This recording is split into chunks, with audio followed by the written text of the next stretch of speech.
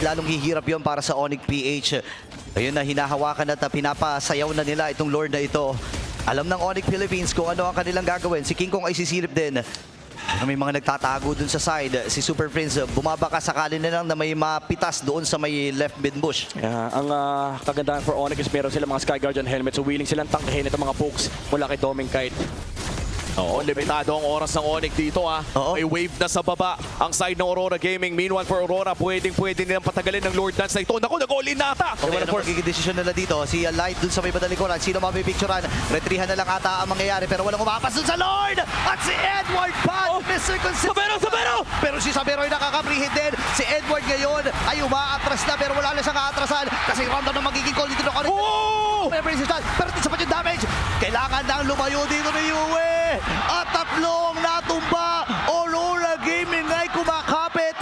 Nakuha man nila Lord pero hero para sa Onyx PH. Malalim na limang kailangan nilang hukayin dito ha. 20 seconds para kay Light at may Lord Wave doon sa baba. They probably don't care. Hala. They probably don't care. Doming Kite, he's going for the end. Pero hinaharap siya ni King Kong. Nakita na nila ito nung S14 Finals. Kailangan may umuwi. Kailangan may umuwi. Makapal yung wave dito.